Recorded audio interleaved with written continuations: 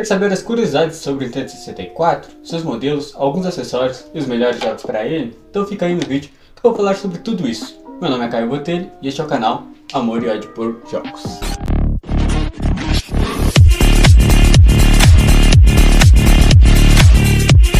O Nintendo 64 é um console de jogos eletrônicos da quinta geração lançado pela empresa japonesa Nintendo em 23 de junho de 1996 no Japão.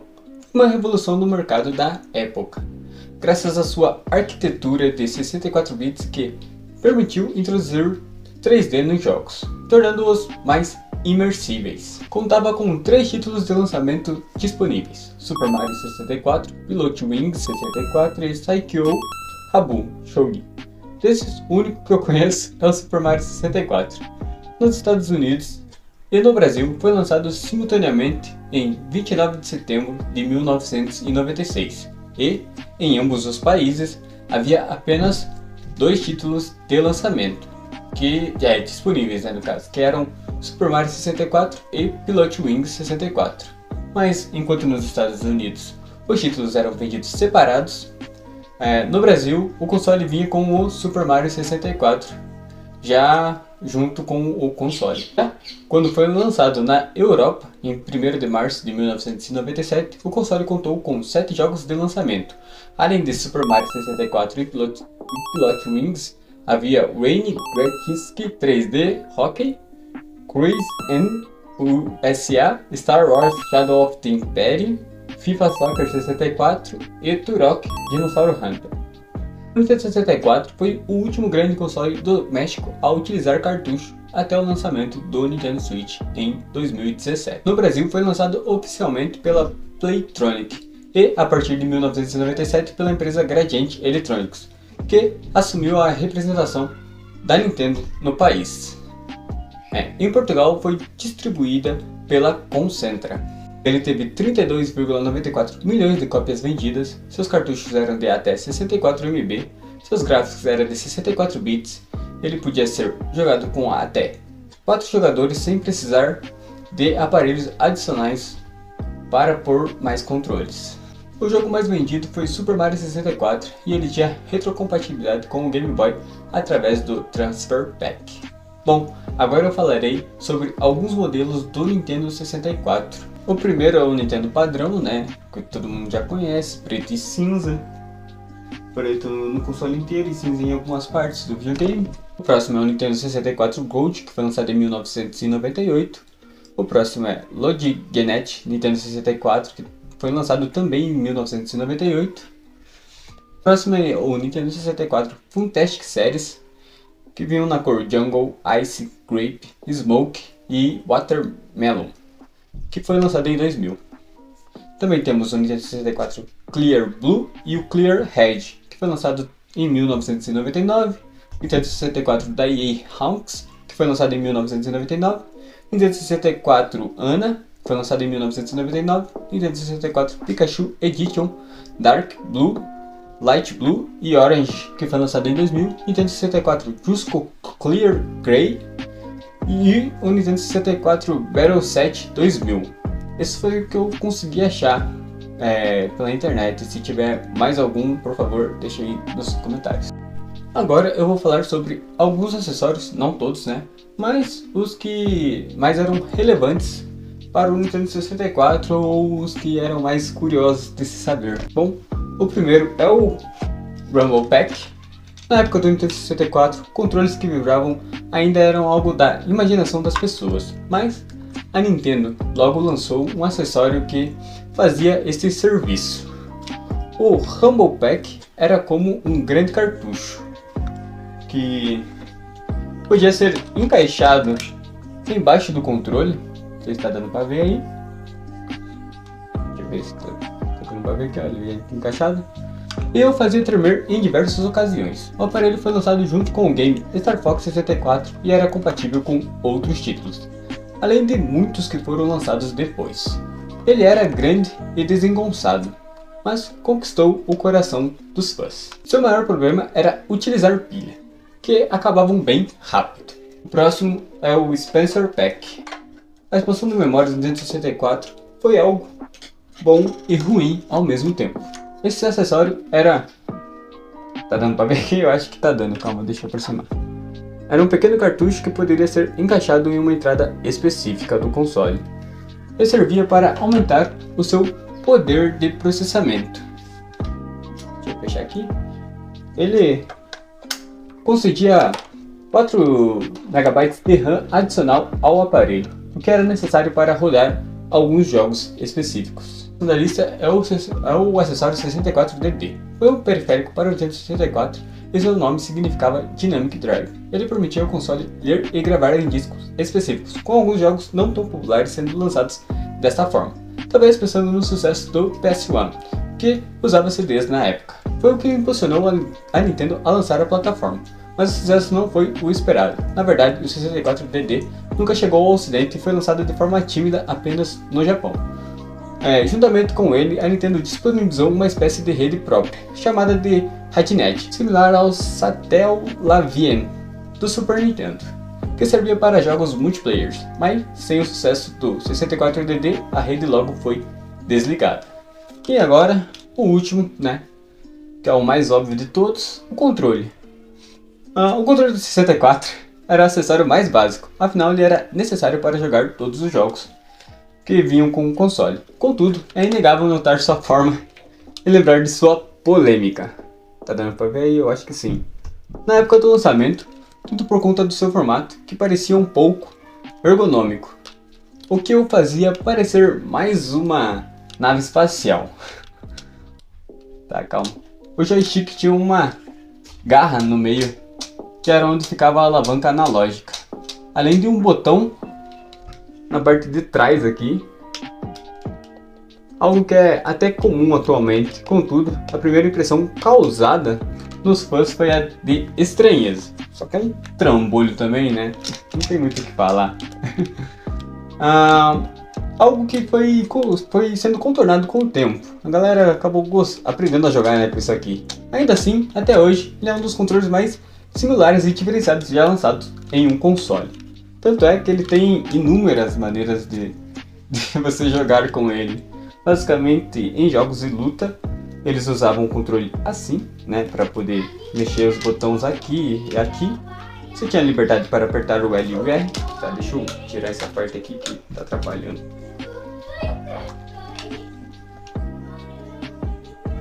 Então, ele podia apertar aqui o L e o R, né, para poder se defender e tal, coisas assim.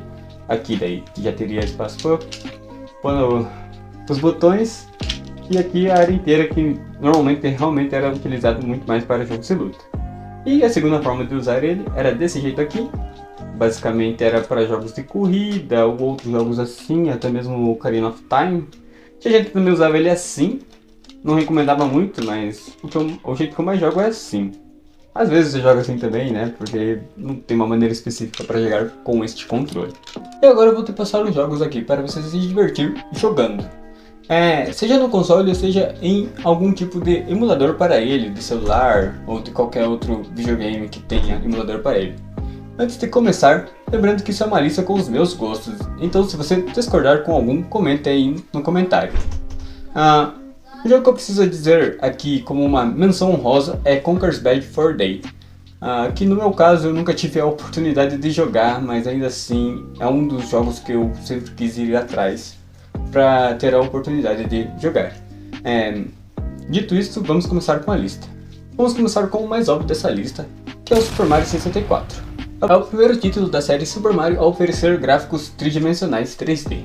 O jogador controla o protagonista Mario, que percorre pelo castelo da princesa Peach na missão de resgatá-la de Bowser. Super Mario 64 apresenta uma jogabilidade em mundo aberto, com seu grau de liberdade sendo através de áreas relativamente grandes, compostas principalmente por polígonos tridimensionais, em vez de apenas sprites bidimensionais. Ele enfatiza a exploração em vastos mundos que exigem que o jogador complete várias missões, além das ocasionais pistas e obstáculos lineares. Ele preserva muito dos elementos de jogabilidade e personagens dos jogos anteriores da franquia, bem como o estilo visual. Bom, o próximo é Banjo-Kazooie. Ele é o primeiro jogo da série Banjo-Kazooie e segue a história de um urso, Banjo, e de seu amigo pássaro Kazooie, em uma aventura para impedir os planos da bruxa Gruntilda, que planeja roubar a beleza de da irmã do Banjo. O jogo apresenta 9 mundos não lineares, onde o jogador deve usar a ampla gama de habilidades de Banjo-Kazooie para coletar itens e progredir na história. Apresenta desafios como resolver quebra-cabeças, saltar sobre obstáculos, coletar itens e derrotar inimigos. Em oitavo lugar, temos aqui Super Smash Bros. É um jogo eletrônico de luta crossover desenvolvido pela HAL Laboratory e publicado pela Nintendo para o Nintendo 64. Foi lançado no Japão em 21 de janeiro de 1999, na América do Norte em 26 de abril de 1999 e na Europa em 19 de novembro de 1999. Basicamente aqui são alguns personagens ícones, né, da Nintendo se juntando num ringue para se matar até sobrar apenas um ou até acabar o tempo e alguém sair o vencedor. O objetivo, né, daqui, ao diferente dos outros jogos de luta, não é você acabar com a barra de vida do inimigo, e sim você fazer com que o inimigo caia ou simplesmente jogue ele para fora do campo de batalha. É um jogo bem interessante e bem legal e divertido para se jogar com os amigos. Em sétimo lugar, deixa eu ver se tá dando pra ver, eu acho que tá, Pokémon Stadium. Lançado no Japão em 1998, essa versão continha apenas 42 dos primeiros 151 Pokémons. Como o jogo foi um sucesso, mas bastante criticado, mesmo assim, foi lançado fora do Japão. Foi um sucesso e até hoje é considerado um dos melhores jogos do Nintendo 64. Está entre os favoritos de minigames do famoso grupo Reunion Pokémon Stadium. Continha todos os 151 Pokémons dos RPGs originais em um jogo de batalhas em que você podia usar os Pokémons do Game Boy contra a CPU ou outros jogadores, além de trazer um modo de ginásio onde o jogador batalhava contra cada líder de ginásio de canto com o Pokémon no level 100. Havia ainda um modo de minigames e de jogar o Pokémon Red, Blue e Yellow no Nintendo 64. Foi considerado recentemente como o melhor jogo de minigames pelo famoso grupo Reunion, uma convenção que ocorre anualmente em Ohio. Aqui um jogo de corrida, né, de Kong Racing. É um videogame de corrida de 1997, desenvolvido e publicado pela Rare para o Nintendo 64. O jogo se passa em Tiger's Land e gira em torno da tentativa de Diddy Kong e seus amigos de derrotar o antagonista intergaláctico, um porco bruxo chamado Wizpig, vencendo uma série de corridas. O grande diferencial desse jogo aqui é que você podia jogar ele tanto como carro, tanto como avião, ou até mesmo uma espécie de bote, barco, não sei o que muito bem aquilo. É um jogo bem divertido para se jogar tanto sozinho quanto com outras pessoas a mais. E esse é o único jogo de corrida aqui da lista, então vou dar também uma menção aqui a Star Wars Race, que também é um jogo divertidíssimo de se jogar.